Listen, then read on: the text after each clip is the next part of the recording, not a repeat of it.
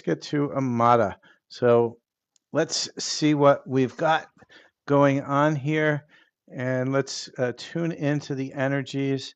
And we're going to use a couple of my little decks here. So you want to know. Uh, so I'm assuming you're in separation. Is that correct, Amada? That's what I feel from the energies. Uh, Let me know if you're in separation or not. And just I want you to start thinking about him and tuning in. And I'm going to just pull some energies for what we have going on here with Earl. Okay, so let's see what else we've got here. It's actually a good card.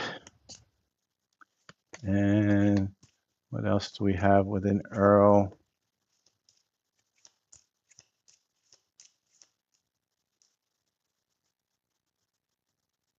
I've separated from your husband, Eric. Yeah.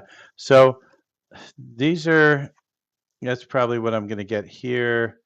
That's your husband. Yeah, your husband. These are your husband's very damaged. He needs to love himself a lot more, and I'm sure you know that already. That's what these cards are saying. Uh, Earl, look at this one. Do you see this card right here? This is great energy. This is really great energy. Uh, this is this is the energy of Earl right now. So let's see what's going on within the space of it. And when we see a divine counterpart, this means this is somebody who is aligned. You have more than one that you can bring in. But this one seems to be very aligned at the surface. But this is where we have to dig in because the first card doesn't always tell us everything about it. And so we're going to look at some other pieces within this space. And then we're going to look at some timelines. So hang on a second here. Well, I get the decks I want for this one. All right, this is my first deck here. And here we go. Yeah, he's very damaged and he knows it. He knows it. He he's got to work on self. That's about all I'm going to say. I don't think you want to waste your reading on your ex, your separated one. So let's see what's going on here with Earl. And so we've got be present. Make sure that with Earl, you are present and you're not focusing on uh, and what do I get again? They are the one. This is a beautiful deck that I see coming through here. Have faith, right? The angels. Now, I'm not big on angels. It's not about angels. This is yourself. Yourself is pulling this in. Uh, and this, just make sure you're using your discernment. Make sure you're opening your eyes. Look to see what people do. What happens is a lot of people say wonderful things, but then when it comes to actions, they're complete opposite.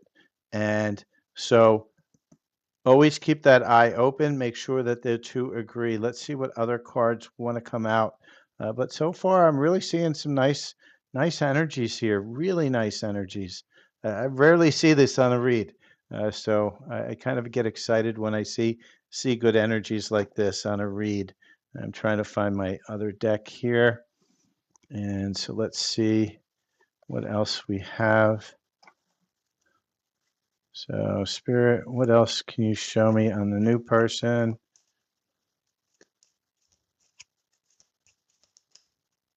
That's half the deck, Spirit. All right, let's see what. All right. So, grass is always greener. And what does that mean? Make sure that you're, again, looking at everything clearly. Everybody has their own unique path. Make sure that you are respecting that, yes, there's always going to be a unique path. Next thing we have is make sure you're showing your true self.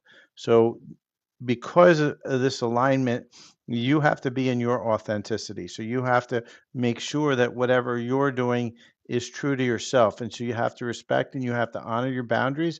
And if there are issues, you have to say it. If they're not issues, what you want to, or what if tongue-tying myself.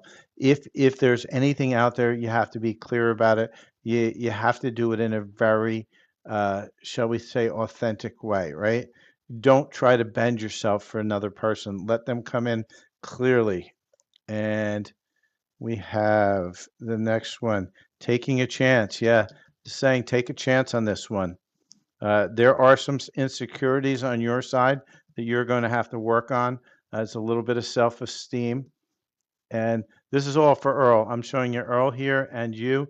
We've already seen what's going on over here. And so unresolved situation. You still have, and I believe you said you were separated anyway. This is your unresolved situation. You got to resolve that. However it needs to be resolved, that has to be resolved for this to really go to its full cue. And there's going to be some challenges with this, not a huge amount, but you have to have the courage to really just resolve the situation for what is coming through for you, right? So this looks really positive, and even if it's not Earl, there is a divine counterpart coming in, and I'm going to ask that question because this is overwhelmingly what is showing a divine counterpart, and they're the one. You've already met the romantic partner you seek, so you've already met this person. Is it Earl? Spirit says within a year you're going to know who it truly is. Let me get, is it Earl? I'm going to ask a yes or no. All right, yes or no? Is it Earl? Give me.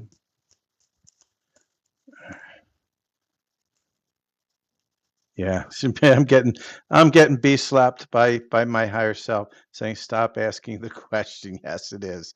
So this seems to be Earl.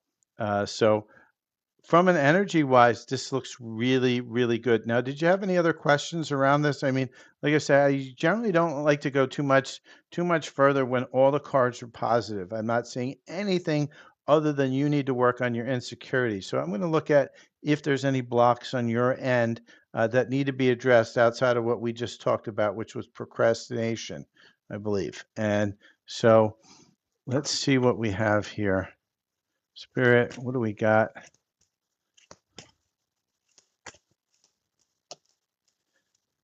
Right. And so be careful on your side. Don't spill the beans on everything about yourself in one full swoop. Let this flow, let this take its time. Get to know each other slowly because that's where friendship is baked. That's where the energies come through. And make sure you're also not too busy that you're going to ignore this portion of it. So those are the two cautions that I've got for you. Um, so within the space, there's really positive energies. Did you have any other questions around this? Because like I say, for what I'm seeing, this is really good energy. I don't see many readings like this. I don't see ones with a divine counterpart. Matter of fact, it's the first time I've ever seen this one come up in any reading since I created those cards. And so let me know if there was any other questions around it, because we can pull a couple more cards. Let me see, let me get you some higher self advice too. I feel you need some.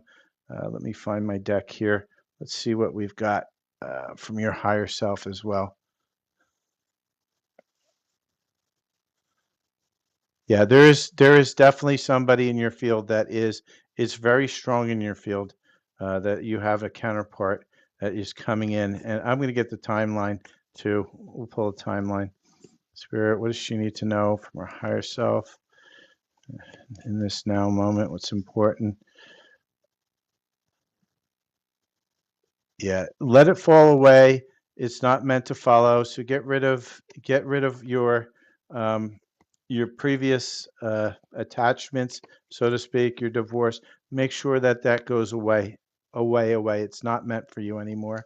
And Spirit, anything else for her? You're allowed to feel peace even when others don't understand it. And so this is another kind of, I'm going to hold this up for you. I want you to really, really bake this in, right? You are allowed to be feeling peace even through the chaos of everybody else, it's your time. Allow yourself to receive. It's your time. It's your time. It's your time.